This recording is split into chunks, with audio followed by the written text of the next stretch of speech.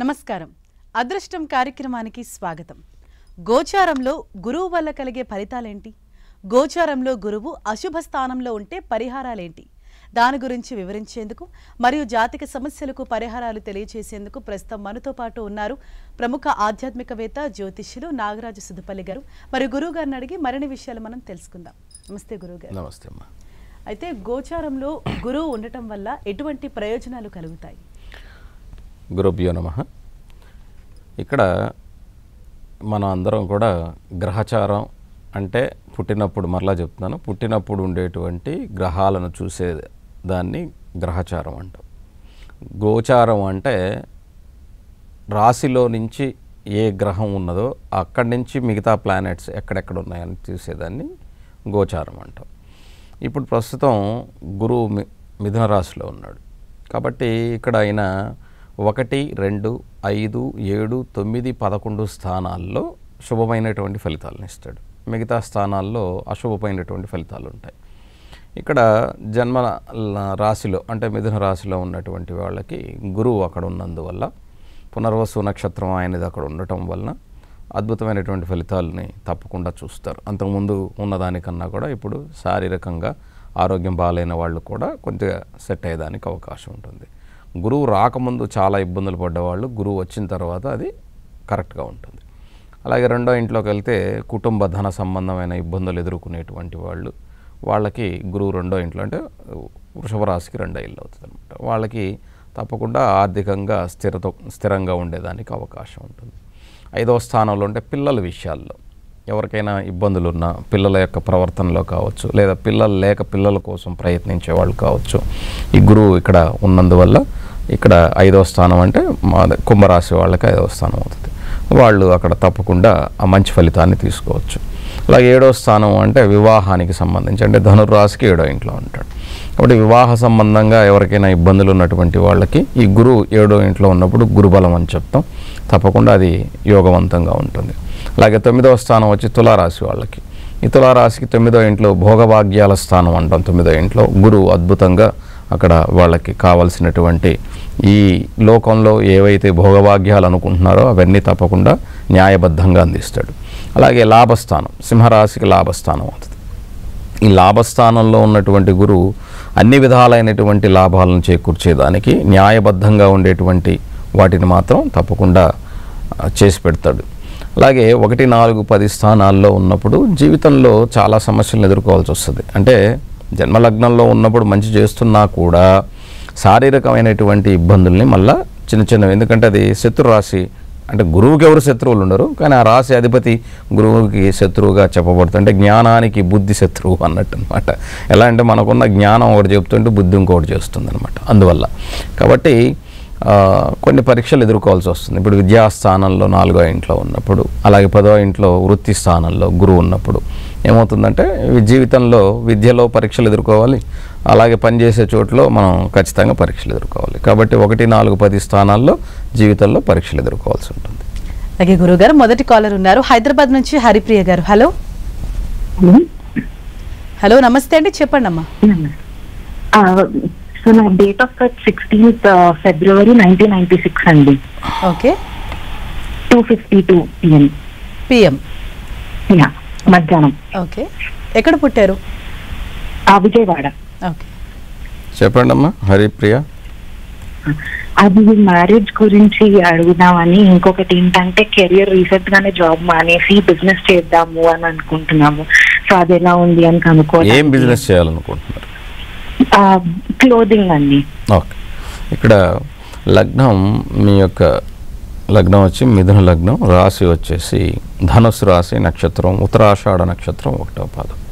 జన్మ లగ్నం నుంచి 4వ స్థానంలో రాహు, అలాగే సప్తమంలో గురుచంద్రుల యొక్క కలయిక గజకేసరి యోగం, అష్టమంలో బుధుడు, 9వ ఇంట్లో రవి, కుజ, శని ఇక్కడ అంటే అది 9వ స్థానం అనకూడదు, 10వ స్థానానికి వెళ్ళిపోతున్నాడు. 1 డిగ్రీ తేడాతో ఉన్నాడు అనమాట, 30 డిగ్రీలకి. కాబట్టి 1 డిగ్రీ కూడా కాదు, అది మారిపోతుంది అనమాట. ఇంకా ఇంకొక వారంలోపు మారిపోతుంది అన్నట్టుగా ఉందన్నమాట. కాబట్టి అది అటు ఇటు కాకుండా, అంటే గడపలో ఒక కాలు అటు ఇటు పెట్టి ఉండి నేను లోపల ఉన్నానా బయట ఉన్నానా అంటే ఎటువంటి ఫలితం ఉంటుందో అలా ఉంటుంది. అలాగే 10వ స్థానంలో శుక్రుడు ఉచ్చ స్థితిలో కేతువుతో మాలవ్య మహాపురుష యోగం, హంసయోగం, గజకేసరి యోగం ఉన్న జాతకం అయినప్పటికీ సంపూర్ణమైనటువంటి కాలసర్పయోగం ఉన్నటువంటి జాతకం. ప్రస్తుతం రాహు మహాదశ జరుగుతుంది. ఈ రాహు జన్మజాతకంలో కన్యారాశిలో 4వ ఇంట్లో ఉన్నాడు. కన్యారాశిలో 4వ ఇండ్లు మంచిదే, ఎందుకంటే 4వ స్థానం కేంద్రమై ఉన్నప్పటికీ కూడా రాహుకి అది మంచి స్థానమే. కాబట్టి ఈ రాహు దశలో మీకు గొప్ప యోగాన్ని కలగజేస్తాడు. కానీ చిన్న చిన్న ఇబ్బందులు ఎదుర్కొంటూ ఉంటారు. ఇక్కడ వివాహానికి సంబంధించినంత వరకు ఇక్కడ మీకు అనుకూలమైనటువంటి సమయమే. మీరు వచ్చే ఏప్రిల్ లోపుగా వివాహానికి, అంటే నవంబర్ నెలలో మాత్రం వద్దు, ఎందుకంటే మళ్ళీ అష్టమానికి వస్తాడు గురువు. మళ్ళీ ఆయన రిట్రాగ్రేషన్ అయ్యి ముందుకు వెళ్ళిన తర్వాత అది యోగం. అంటే నెక్స్ట్ జనవరిలో వివాహం, నెక్స్ట్ జనవరి నుంచి ఏప్రిల్ మధ్యలో వివాహం బాగుంటుంది. అక్కడ ప్రయత్నం చేయండి. ఇకపోతే మీరు వ్యాపారం గురించి అడిగారు, ఈ క్లాతింగ్ బిజినెస్ గురించి చెప్పారు. మీరు ఒక్కళ్ళే అయితే కొంచెం ఇబ్బంది పడతారమ్మా. ఇంకెవరైనా పార్ట్నర్ ఉంటే దాన్ని బట్టి, వాళ్ళ జాతకాన్ని బట్టి ఉంటుందమ్మా. అలాగే మరో కాలర్ బెంగళూరు నుంచి రాఘవరెడ్డి గారు. హలో. Hello madam. నమస్తే అండి, చెప్పండి. గురుగుడే నమస్తే. నమస్తే అండి, చెప్పండి. గురుగుడే, మా అబ్బాయి గురించి 6/1/2002 2002. ఓకే. ఉదయం 11:15 to 11:20 మేడం. గురుగుడే. ఎక్కడ పుట్టారు? బెంగళూరు. ఓకే, ఏం తెలుసుకోవాలి? అది స్పోర్ట్స్ లో ఉన్నాడు అతను. ఇప్పుడు ఒక వన్ ఇయర్ నుంచి కొంచెం మందకొడిగా ఉంది. దానికి ఏమి రెసిపీ అనేసి మాకు డౌట్ గా ఉంది, అందుకన్నాడు కదా. అట్లా తప్పకుండా. ఇక్కడ మీ అబ్బాయి లగ్నం వచ్చేసి మీన లగ్నం, రాశి వచ్చేసి ఆయనది కన్యా రాశి, హస్తా నక్షత్రం 4వ పాదం. ఇక్కడ స్పోర్ట్స్లో మంచిదే, కానీ కుజుడు 2వ స్థానాధిపతి, అలాగే భాగ్యాధిపతి ఇక్కడ కొద్దిగా వ్యయంలో ఉన్నందువల్ల, రాహు దశలో చంద్రుడు జరుగుతూ ఉన్నందువల్ల ఇది కొంచెం ఇబ్బందికరంగా మారటానికి గల కారణం. మీరు ఏం చేస్తారంటే, మీకు బెంగళూరులో ఉంటారు కాబట్టి కుక్కేలో ఉన్నటువంటి సుబ్రహ్మణ్యేశ్వర స్వామి వారి యొక్క దర్శనం తప్పకుండా చేయమని చెప్పండి. స్వామివారిని ప్రతినిత్యం స్మరణ చేయమని చెప్పండి. కాన్ఫిడెన్స్ కోల్పోవద్దని చెప్పండి. కానీ ఇంకా 1.5 year, ఆల్మోస్ట్ 2027 మే అంటే ఆల్మోస్ట్ 2 సంవత్సరాలు కొంచెం ఇబ్బంది పడేదానికి ఎక్కువ అవకాశం ఉంది. కానీ మీ వాడిని ప్రయత్నం వదలొద్దని చెప్పండి. 2026 ఏప్రిల్కి రాహులో కుజుడు వస్తాడు, తర్వాత గురువు 2027 మేలో వస్తాడు. కాబట్టి ఇది కొంచెం ఇబ్బంది. కాబట్టి మీరు ఏం చేస్తారంటే సుబ్రహ్మణ్యేశ్వర స్వామి ఆరాధన తప్పకుండా చేయమని చెప్పండి. మీరు తప్పకుండా సుబ్రహ్మణ్య స్వామి గుడికి అప్పుడప్పుడు వెళ్తూ ఉండమని చెప్పండి. ఈ 2 సంవత్సరాల్లో సంవత్సరానికి ఒకసారి, మీకు అక్కడ కుక్కే దగ్గర కాబట్టి ఒక్కసారైనా సంవత్సరానికి ఒకసారి దర్శనం చేసుకోమని చెప్పండి. ప్రయత్నం మానకుండా ముందుకు వెళ్ళమని చెప్పండి. తప్పకుండా మంచి జరుగుతుంది. అలాగే మరో కాలర్ హైదరాబాద్ నుంచి నందిని గారు. హలో. నందిని గారు, చెప్పండి. Date of birth 92 September 18th అండి. 18th September. Time morning 6 to 7 మధ్య. ఓకే, ఏ ఊర్లో పుట్టారు? రామంపేట దగ్గర అండి. ఎక్కడ అండి? వాళ్ళ విలేజ్ లో లింగాపూర్ అని ఉంటుంది. మా దగ్గర సిటీ చెప్తాలి. మెదక్ అండి. సింపుల్. నమస్తే గురువు గారు. నమస్తే, చెప్పమ్మా. మెదక్ దగ్గర చెప్పండి, ఏం తెలుసుకోవాలి? జాబ్ గురించి అండి, పిల్లల గురించి. అలాగే ఇక్కడ మీ లగ్నం, జన్మ లగ్నం కన్యా లగ్నం, రాశి వచ్చేసి మీది వృషభ రాశి, నక్షత్రం కృతికా నక్షత్రం 4వ పాదం.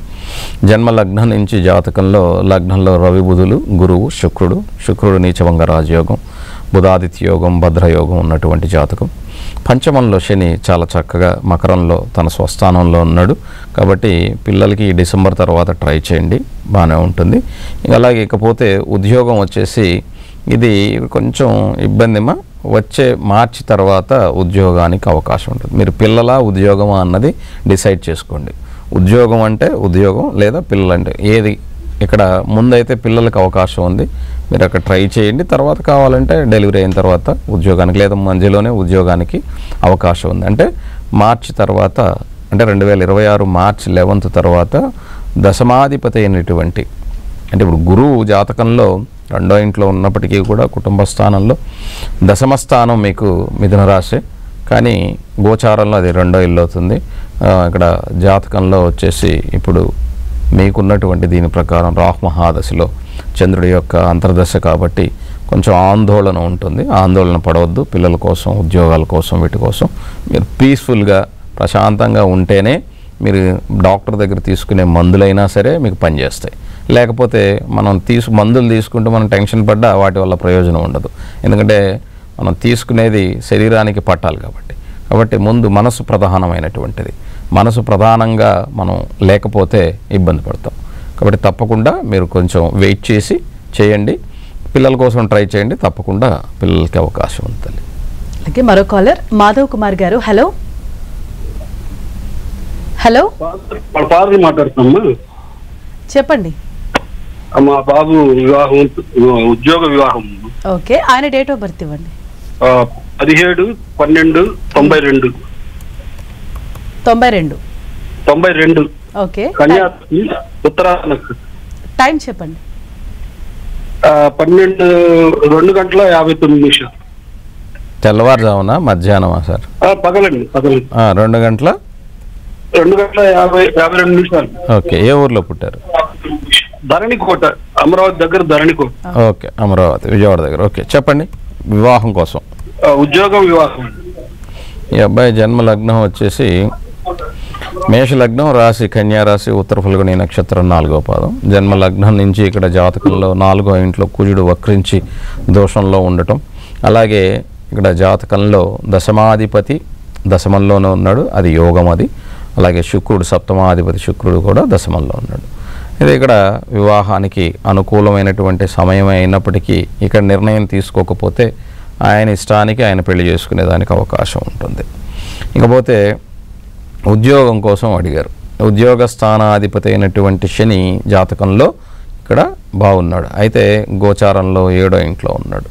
అందువల్ల వివాహంలోనూ ఉద్యోగంలో కొన్ని సమస్యలు ఏర్పడుతూ ఉంటాయి. కానీ దశమంలో గురువు ఉన్నందువల్ల ఇప్పుడే ఇందాక చెప్పుకున్నాం, 10వ ఇంట్లో గురువు ఉంటే జీవితంలో కొన్ని సమస్యలను ఎదుర్కోవాల్సి వస్తుంది. కాబట్టి వాటిని ఎదుర్కొని నిలబడగలగాలి.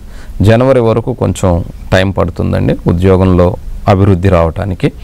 ఈలోపు వివాహ నిర్ణయం ఇప్పుడు తీసుకోకపోతే మళ్ళీ ఇబ్బంది అవుతుంది. ఇప్పుడు వివాహం కోసం నిర్ణయం తీసుకోండి.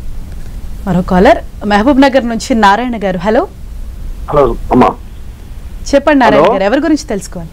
మా కొడుకు బాబుని గురించి అమ్మా. ఓకే, డేట్ ఆఫ్ బర్త్ ఇవ్వండి.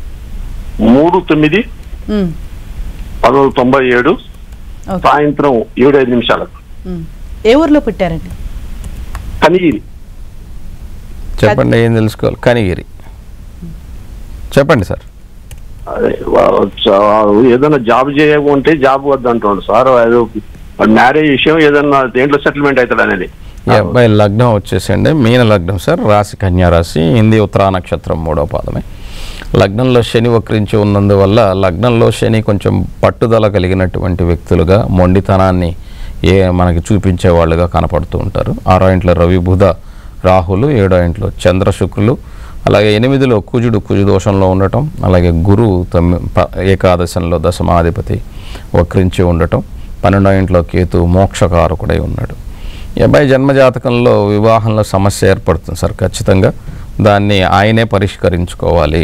చాలామంది పరిహారాల కోసం చాలా ఎదురు చూస్తూ ఉంటాం, కానీ మనకున్నటువంటి మానసిక స్థితి వల్లనే అన్ని పాడు చేసుకుంటాం. ప్రస్తుతం రాహు మహాదశలో బుధుడు జరుగుతున్నాడు. బుధరాహువులు 6వ ఇంట్లో, సప్తమాధిపతి 6వ ఇంట్లో ఉండటం కూడా దోషమే.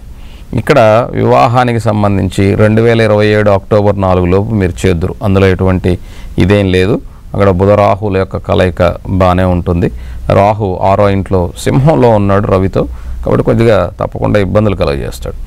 కానీ జాతకంలో పంచమాధిపతి అయినటువంటి చంద్రుడు, అలాగే 3-8కి అధిపతి శుక్రుడు ఉండటం వల్ల కూడా సమస్య ఏర్పడుతుంది. ఇంకా వృత్తికి సంబంధించినంత వరకు మీ అబ్బాయి నిలబడటానికి చాలా టైం పడుతుంది సార్. మీరు ఆలోచించవలసింది ఏమిటంటే ఆయనకి ఏది ఇష్టమో దాన్ని చేయనివ్వండి. ఉద్యోగం అనే మొదలెడితే అక్కడ 4 రోజులు అక్కడ 4 రోజులు ఉండి చివరికి ఎటు కాకుండా వెళ్ళేదానికి అవకాశం ఉంటుంది. ఇక్కడ నేర్చుకుంటాడు, తప్పకుండా నిలబడతాడు, కానీ టైం పడుతుంది.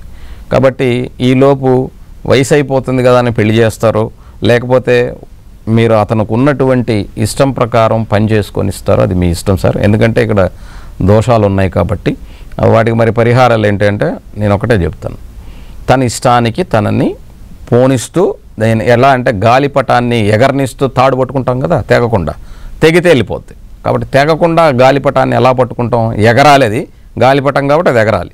ఎగరాలంటే అది మన చేతిలో ఉండాలి, మన చేతిలో ఉండాలంటే మన తాడు. అలాగే అబ్బాయి ఎక్కడికి ఏ దేంట్లో వెళ్ళనిచ్చినా కూడా దాని మీద ఒక కన్నేసి మనం జాగ్రత్త చెప్తూ వెళ్తేనే అతని జీవితం బాగుంటుంది సార్. ఎందుకంటే రాహు మహాదశ జరుగుతుంది, లేకపోతే ఇబ్బంది పడిపోతాడు.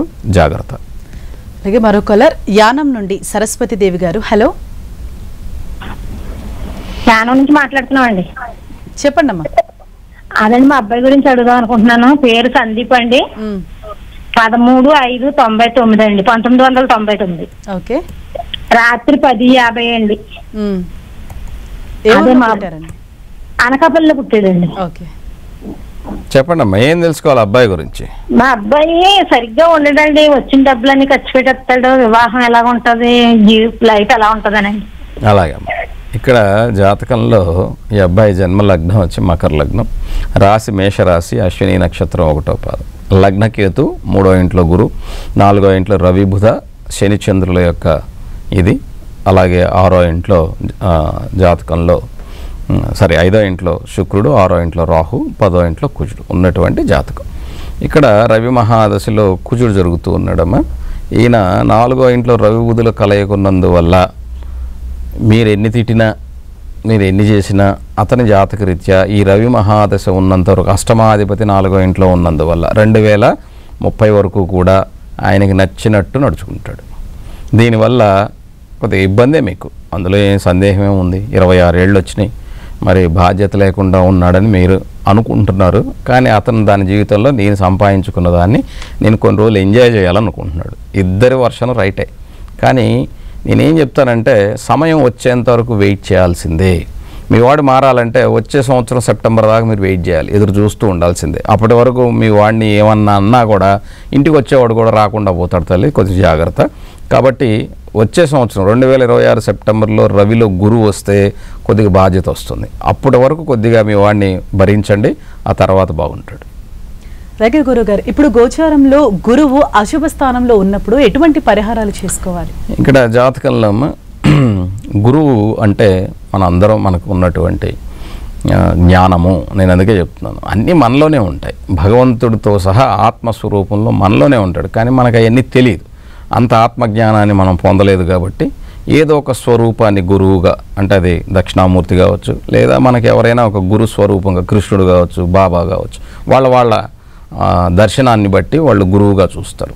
అలాంటి గురువుకి ప్రతినిత్యం గురు శ్లోకాన్ని చదువుకోవటం, అలాగే గురువుని ఆరాధన చేసుకోవటం, లేదా పసుపు పచ్చని పూలతో, అది గన్నేరు పూలు చాలా విశేషమైనటువంటివి, బట్ అవి కాకపోతే చామంతులు దొరుకుతాయి, చాలా పూలు దొరుకుతాయి పసుపు పచ్చని పూలు, వాటితో ప్రతినిత్యం ఆరాధన చేసుకోవటం ద్వారా, లేదు అంటే శనగలు ఉంటాయి, ఈ శనగల్ని మనం ప్రసాదంగా ఇవ్వటం ద్వారా. శనగలు ఇస్తే ఏం దొరుకుతుంది గురువుగారు అని చాలామందికి ఆడాం. కానీ ప్రతి పదార్థంలోనూ ఔషధం ఉంటుంది, ముందది తెలుసుకోండి. ఫస్ట్ ఈ ఔషధాలు ఏంటంటే మంచి ప్రోటీన్ ఉంటుంది. ప్రోటీన్ మనం తీసుకుంటే ఏమవుతుందో మీ అందరికీ తెలుసు. కాబట్టి నీళ్లతో పాటు ప్రోటీన్ అనేటువంటిది శరీరానికి చాలా అవసరం. బ్రెయిన్ బాగా మనకి, అంటే ఒక మజిలే కాదు, బ్రెయిన్ స్ట్రెంగ్త్ కూడా కావాలంటే ప్రోటీన్ కావాలి. అంటే మిగతాయి చాలా కావాలనుకోండి, అది వేరే విషయం. శనగల్లో అటువంటి లక్షణాలు ఉంటాయి. కాబట్టి వాటిని ప్రసాదంగా ఇవ్వటం అంటే ఎవరికో ఇచ్చేయటం కాదు నాయన, భగవంతుడి దగ్గర పెట్టుకుని నువ్వు కూడా ఒక గుప్పిడి తినమని, నలుగురికి పెట్టమని. కాబట్టి అలా చేయటం ద్వారా తప్పకుండా మనకున్నటువంటి జ్ఞానం వృద్ధి కలుగుతుంది. అప్పుడు నువ్వు ఆ కష్టాల నుంచి తప్పించుకునే ఐడియా వస్తుంది. అది మనకున్నటువంటి పూర్వీకులు చెప్పింది. అలా చెప్తే వినరు కాబట్టి ఏదో ఒక పరిహారం భక్తి రూపంలో చెప్తారు. అలాగే గురువు గారు, మరో కాలర్ మార్టూరు నుంచి ఉన్నారు. హలో, వంశీకృష్ణ గారు. హలో, నమస్కారం అండి. నమస్తే అండి, చెప్పండి. మా బ్రదర్ గురించి madam. Okay, date of birth ఇవ్వండి. 8/4/2000 మేడం. ఓకే, టైం వచ్చేసి 5:30 మేడం. సాయంత్రమా పొద్దున? సాయంత్రం మేడం. ఏ ఊర్లో పుట్టారండి? ఏ ఊళ్ళో తెలియదు మేడం. తెలియకుండా మీ తమ్ముడు ఎలా అయ్యారా నాయన వంశీకృష్ణ? అంటే మా తమ్ముడు అంటే మా బాబాయ్ కొడుకు సార్. నేను అదే చెప్తాను, నువ్వు రోజు 2 రోజులకు ఒకసారి నువ్వు కూడా నరసింహాచారి గారిలా చేస్తావు, నేను కాదని చెప్పట్లా. కానీ చేస్తావు నువ్వు, ఎందుకంటే నీ వాయిస్ని గుర్తుపెట్టేస్తావు, వాళ్ళు గుర్తుపట్టకపోవచ్చు. ఎందుకంటే భగవంతుడు నాకు అదొక సెన్సార్ ఇచ్చి ఉన్నాడు. కాబట్టి నువ్వు కరెక్ట్ కనుక్కుంటే చెప్తా. నువ్వు ఎక్కడ పుట్టాడో తెలియదంటే నేను ఏ ఊరు అని వేసుకోవాలి నేను? కాబట్టి ఇప్పుడు ఒకరిని చూసి ఒకరు అలా చేస్తే ఎలాగమ్మా? ఇప్పుడు మీ ఒక్కళ్ళ కోసం కాదు కదా ఇదంతా చెప్పేది, ఎంతోమంది కోసం ఇక్కడ ప్రోగ్రాం చేస్తున్నాం. అది కాస్త మీరు దాన్ని చెడగొట్టేస్తే ఎట్లా చెప్పండి? మరో కాలర్ ఉన్నారు హైదరాబాద్ నుంచి, వాణి గారు. హలో, నమస్కారం అండి. మా బాబు గురించి అడగాలి. ఓకే అండి. 14/11/95 రాత్రి 9 గంటలకండి. ఓకే. బాబు ఆరోగ్యం ఎక్కడ, ఏ ఊర్లో పుట్టారమ్మా? హైదరాబాద్. ఓకే, చెప్పండి.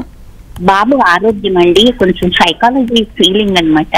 ఎన్ని డాక్టర్స్ కి చూపించినా డాక్టర్స్ ఏమీ లేదంటారు. కానీ ఈ అబ్బాయి కొంచెం ఎప్పుడు నాకు తలలో ఎవరో మాట్లాడుతున్నట్టున్నారు, నేను మాట్లాడను అనేసి అంటాడు. కొంచెం చెప్తారా అండి?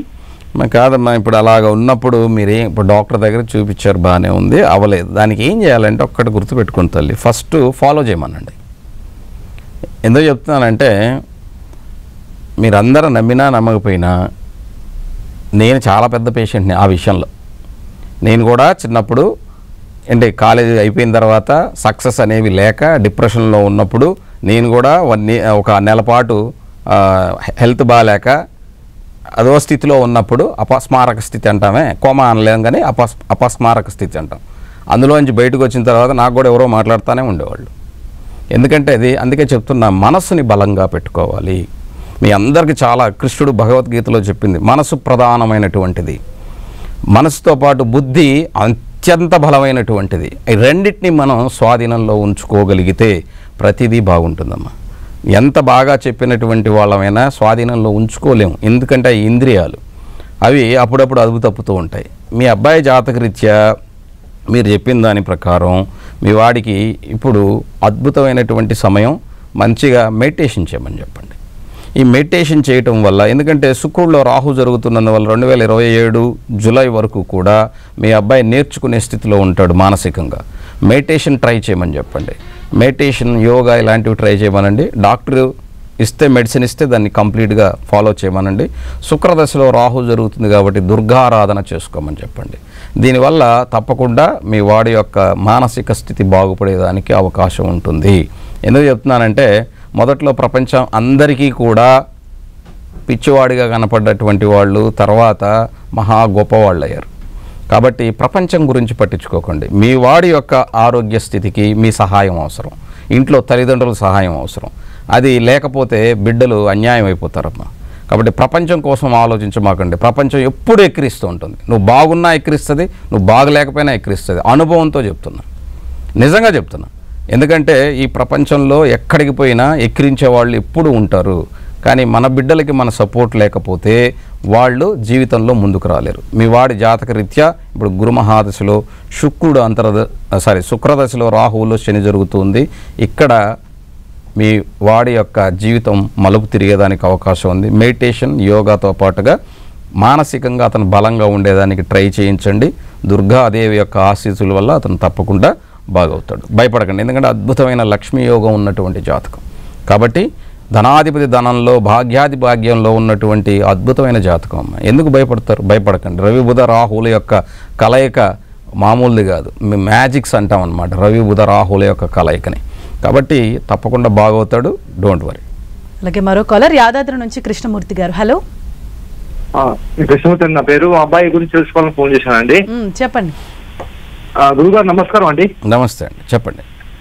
మా అబ్బాయి గురించి మ్యారేజ్ చేయాలనుకుంటున్నాము. ఆయనకు ఇప్పుడు అయ్యో ఉందా, టైం ఉన్నదా తెలుసుకోవాలని ఫోన్ చేశాను. 29/11/1997 అండి, రాత్రి 11:40. 95?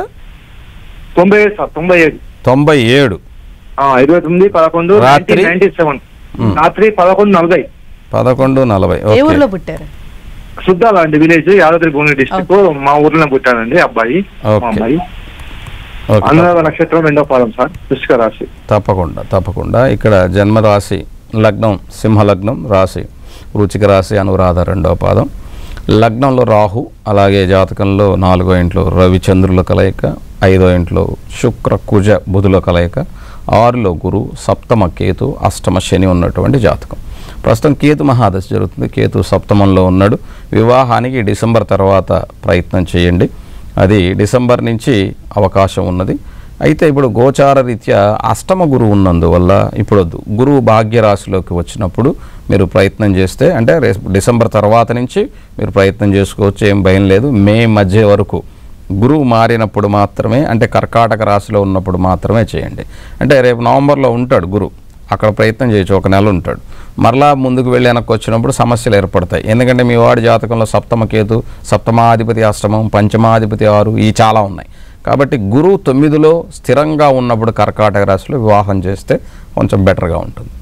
అలాగే గురువు గారు, రేపు మరి దేని గురించి మాట్లాడుకోబోతున్నాం? గోచారంలో గురువు అయిన తర్వాత శుక్రుడు. నెక్స్ట్ శుక్రుని యొక్క సంచారం వల్ల ఏ స్థానాల్లో మంచిది అన్నది తెలుసుకుందాం. అలాగే, ధన్యవాదాలు గురువు. ఇది వాళ్ళ అదృష్టం కార్యక్రమం. చూస్తూనే ఉండండి 10 TV. నమస్తే.